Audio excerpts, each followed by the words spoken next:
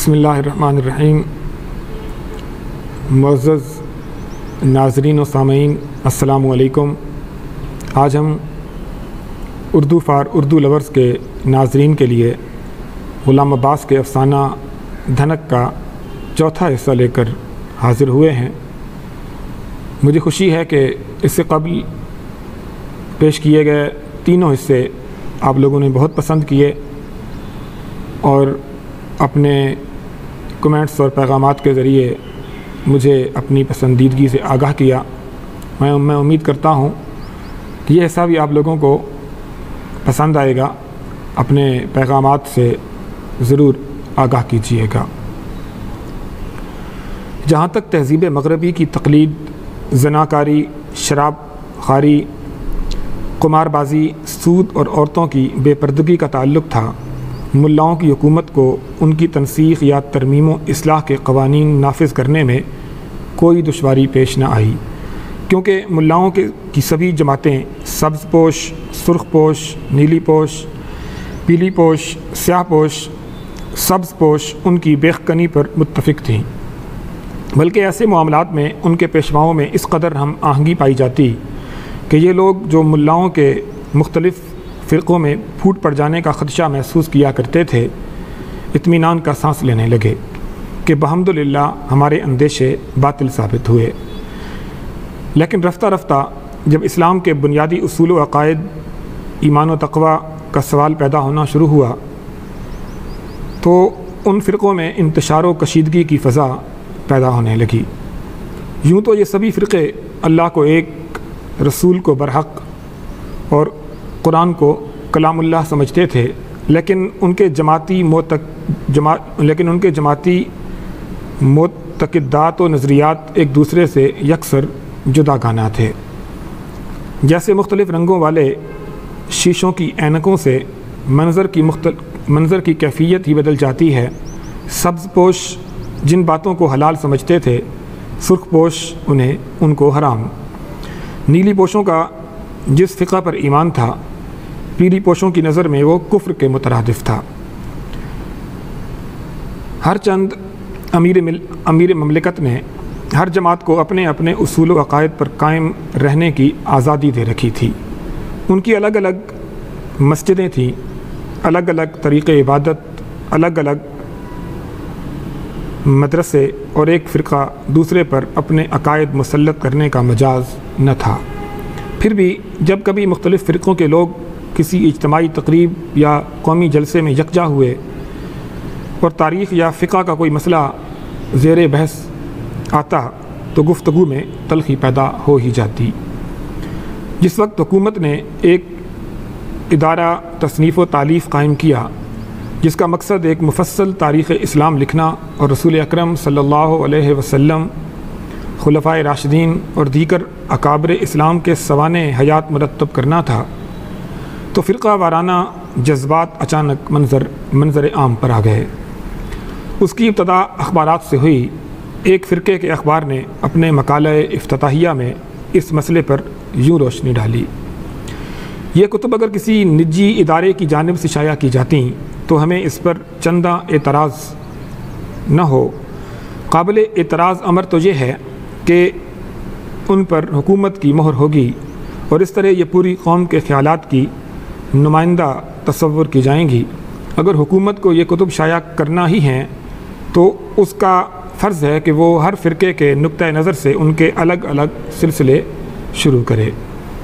اس پر اخبارات میں ایک طویل بحث چھڑ گئی۔ بعض اس کے حق میں تھے، بعض اسے اسراف بے جا تصور کرتے تھے اور بعض کا کچھ اور ہی نظریہ تھا۔ یہ مسئلہ کئی روز تک مجلس شورا کے بھی زیر غور رہا، اور جب اس کا کوئی مناسب حل نہ مل سکا تو امیر نے فی الحال تصنیف و تالیف کا کام بھی رکوا دیا۔ مگر اب ملک کی فضا مقدر ہونی شروع ہو چکی تھی۔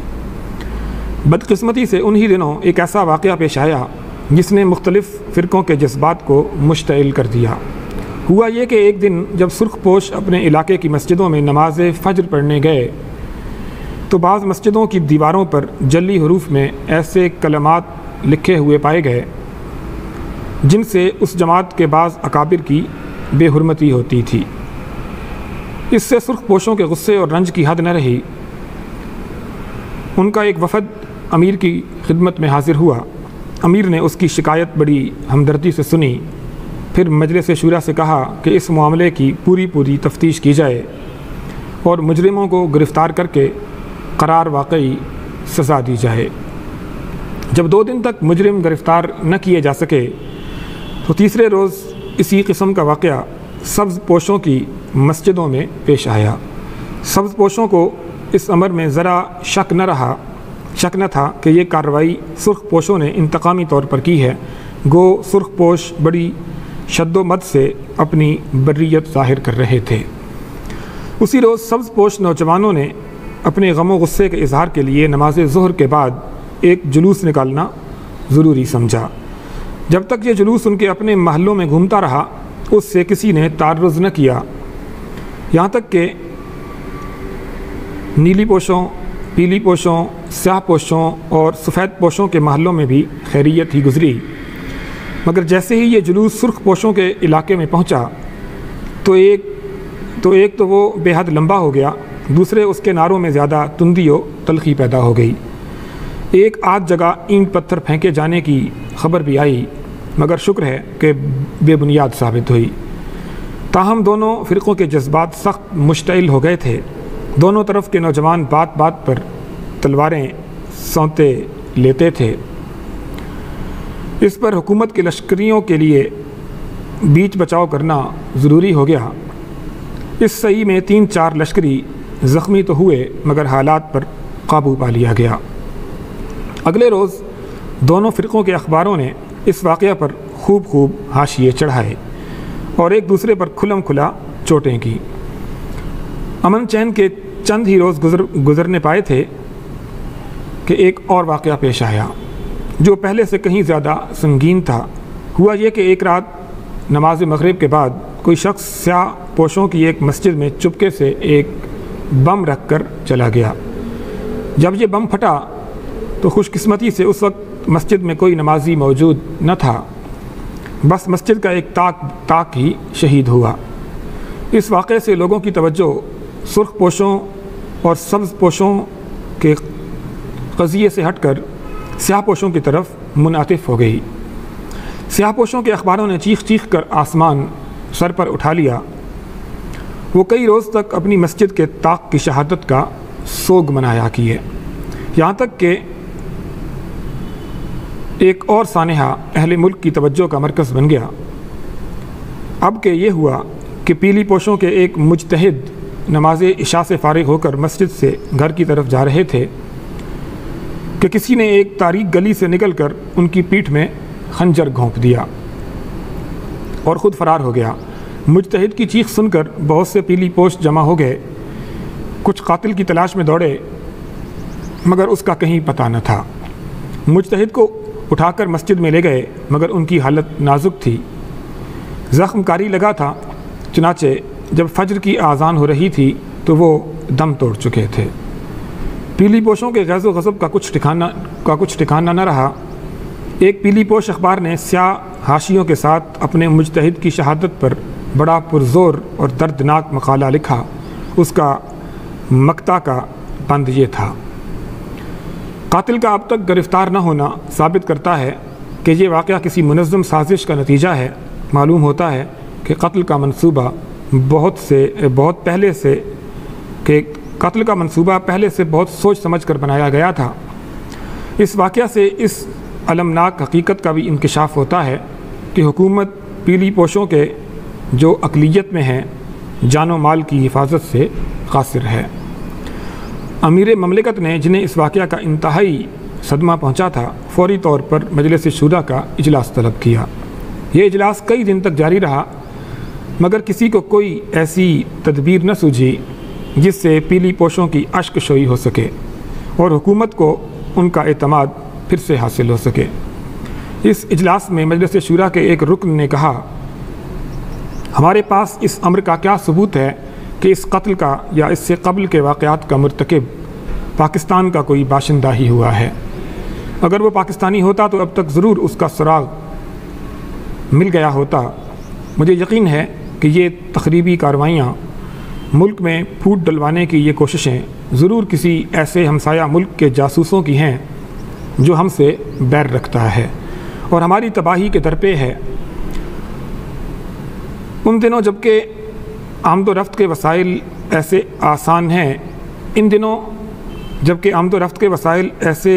آسان ہیں نہ معلوم کتنے غیر ملکی ایجنٹ پاکستانیوں کا بھیس بنائے پھر رہے ہیں۔ کچھ دیر تک اجلاس پر سکوت طاری رہا۔ اس کے بعد دوسرا رکن بولا، ہاں یہ ممکن ہے، لیکن میں پوچھتا ہوں کیا ہمارے اخبارات بھی جو ملک میں انتشار پھیلا رہے ہیں ہمارے دشمنوں کے ایجنٹ ہیں؟ اس پر ایک اور رکن نے کہا، ہم نے مغربی تہذیب کی بہت سی بدعتوں کو منسوخ کر دیا، مگر افسوس اخباروں کی طرف کسی کا دھیان نہ گیا۔ امیر نے جو اپنے ہی خیالوں میں کھوئے ہوئے تھے اور اس گفتگو سے بے تعلق معلوم ہوتے تھے، ایک آہ سرد بھری اور کہا، کاش قاتل پکڑا جاتا۔ ملک کی فضا روز بروز زیادہ بگڑتی جا رہی تھی۔ اب اکا دکا آدمیوں پر حملے ہونا عام بات ہو گئی تھی۔ اس پر ملک کی تمام جماعتیں اپنی حفاظت کے لیے رضاکار بھرتی کرنے لگی تھیں، کیونکہ عساکر حکومت پر سے ان کا اعتماد اٹھتا جا رہا تھا۔ چند ہی دنوں میں سرخ پوشوں، سبز پوشوں، نیلی پوشوں، پیلی پوشوں، سیاہ پوشوں اور سفید پوشوں نے ہزاروں کی تعداد میں رضاکار بھرتی کر لیے۔ ان رضاکاروں کے دستے اپنی جماعت کے مخصوص رنگ کی وردیاں پہنے، سوائے بندوق کے باقی سب ہتھیاروں سے لیس، اپنا پھریرا لہراتے بڑے بڑے بازاروں اور چوکوں میں کھلے بندوں فوجی مشقیں کرتے دکھائی دینے لگے۔ شہر کی تمام دکانیں سر شام ہی بند ہو جاتیں، لوگ گھروں میں پہنچتے تو عافیت کا سانس لیتے، کہیں وقت بے وقت آنا جانا ہوتا تو جتھے بنا کر جاتے۔ ایک دفعہ ایک بڑے بارونق بازار میں عین روز روشن ایک شخص کی ناش پائی گئی۔ یہ شخص جو عربی لباس پہنے تھا، اوندھے منہ پٹڑی پر گرا پڑا تھا۔ اس کی ناک اور منہ سے خون جاری تھا۔ پل بھر میں سبز پوشوں، سرخ پوشوں، نیلی پوشوں، پیلی پوشوں، سیاہ پوشوں اور سفید پوشوں کے ٹھٹ لگ گئے۔ سرخ پوش کہتے تھے کہ ہمارے آدمی کو ظالم سبز پوشوں نے مار ڈالا۔ سبز پوش کہتے تھے کہ ایک غریب سبز پوش سرخ پوشوں کے کینے کا شکار ہو گیا۔ چونکہ متوفی کسی خاص فرقے کا لباس پہنے ہوئے نہ تھا، اس لیے نیلی پوش، پیلی پوش، سیاہ پوش، سفید پوش بھی اس پر اپنا حق جتانے لگے تھے۔ قریب تھا کہ تنازعہ بڑھ جاتا، مگر اتنے ہی میں ایک بے پردہ عورت مجمع کو ہٹاتی ہوئی ناش کے قریب پہنچی اور اس کو پہچان کر اس سے لپٹ گئی۔ معلوم ہوا کہ متوفی اس کا شوہر تھا۔ یہ دونوں سکھ مذہب سے تعلق رکھتے تھے۔ شوہر عربی لباس پہننے کا بہت شوقین تھا۔ وہ 1.5 عمر تھا اور کئی برس سے دل کے مرض میں مبتلا تھا۔ قیاس کہتا ہے کہ اس پر چلتے چلتے اچانک دل کا دورہ پڑا ہوگا اور وہ گر کر مر گیا، اور یوں خدا کر کے یہ ہنگامہ فروغ ہوا۔ غرض صورتحال اس قدر نازک ہو گئی کہ امیر نے عساکر حکومت کے نام حکم جاری کر دیا کہ اپنے دستے شہر کے ناکوں پر متعین کر دو اور دن رات بازاروں اور گلی کوچوں میں گشت کرتے رہو، اور جہاں مفسدوں اور فتنہ پردازوں کو دیکھو گرفتار کر لو، اور اگر وہ مزاحمت کریں تو انہیں گولی مار دو۔ اس میں کسی فرقے یا جماعت کا لحاظ نہ کیا جائے۔ امیر خود بھی مجلس شورا کے اراکین کے ہمراہ اکثر شہر میں گشت کرتے۔ وہ ہر فرقے کے لوگوں سے ملتے اور انہیں اتحاد، بردباری اور صبر کی تلقین کرتے، اور جو دن بھی خیر و عافیت سے گزر جاتا، اس کی شب کو وہ دیر تک جامع مسجد میں سر بسجود رہتے اور خشوع و خشوع کے ساتھ شکرانہ خداوندی ادا کیا کرتے۔ ایک رات وہ جامع مسجد کے صحن میں کچھ زیادہ ہی دیر سجدے میں گرے رہے۔ جب پہلے صبح کاذب اور پھر صبح صادق نمودار ہوئی، تب بھی وہ سر بسجود ہی رہے۔ پھر جب نمازی حسب معمول صحن مسجد میں نماز فجر کے لیے جمع ہوئے، اس وقت بھی انہوں نے سجدے سے سر نہ اٹھایا۔ اس پر لوگوں کو کچھ تشویش ہوئی۔ قریب آ کر دیکھا تو امیر شہید ہوئے پڑے تھے۔ زہر میں بجھا ہوا ایک خنجر ان کے پہلو میں گھونپا ہوا تھا۔ امیر مملکت کی شہادت کی خبر آنے واحد میں دارالخلافہ کے گوشے گوشے میں پھیل گئی۔ پھر کیا تھا، ان کے پیرو سبز پوش غیظ و غضب سے دیوانے ہو گئے۔ وہ القصاص القصاص چلاتے ہوئے سرخ پوشوں کے محلوں کی طرف چڑھ دوڑے۔ ادھر گھروں میں سینکڑوں لوگ نیزے، تلواریں اور برچھی بھالے لے لے کے نکل پڑے۔ ہر طرف تلواریں چلنے لگیں، آہو بکا، فریاد و فغاں کی صدائیں اٹھنے لگیں۔ زمین بے گناہوں کے خون سے رنگین ہونے لگی۔ مارو ان ناپاک سبزوں کو، لینا ان پلید سرخوں کو کے نعرے بلند ہونے لگے۔ رفتہ رفتہ رنگوں کی کوئی قید نہ رہی اور نیلے پیلے، سیاہ و سفید بھی مار دھاڑ میں شامل ہو گئے۔ کچھ لوگوں نے مسجدوں پر یورش کی، ممبروں کو توڑ پھوڑ ڈالا۔ مسجدوں کی دیواروں پر بزرگان دین کے ناموں کے جو کتبے لگے تھے انہیں نوچ کھسوٹ کر اتار ڈالا۔ بعض شقی گھروں میں گھس گئے اور عورتوں کی بے حرمتی کرنے لگے۔ عورتیں روتی پیٹتی اور بچے بلکتے تھے، مگر کوئی ان کی فریاد سننے والا نہ تھا۔ گھنٹے بھر کے اندر تمام بازار اور گلی کوچے لاشوں سے پٹ گئے۔ ادھر حکومت کے لشکری الگ بندوقیں چلا چلا کر بلوائیوں کو موت کے گھاٹ اتار رہے تھے۔ سڑکوں پر ہزاروں لاشیں بے گور و کفن پڑی نظر آنے لگیں۔ ابھی یہ ہنگامہ کشت و خون برپا ہی تھا کہ دفعتاً فضا میں ایسی آوازیں گونجنے لگیں جیسی بمبار طیاروں کے اڑنے اور ٹینکوں کے چلنے سے پیدا ہوتی ہیں۔ یہ طیارے اور ٹینک پاکستانی عساکر کے نہ تھے۔ یہ تھا غلام عباس کے افسانے دھنک کا چوتھا حصہ۔ امید ہے آپ کو پسند آئے گا۔ اپنی آراء سے ضرور آگاہ کیجیے گا۔ انشاءاللہ اس افسانے کے 5ویں اور آخری حصے کے ساتھ آپ کی خدمت میں پھر حاضر ہوں گے۔ تب تک کے لیے اجازت دیں۔ اللہ حافظ۔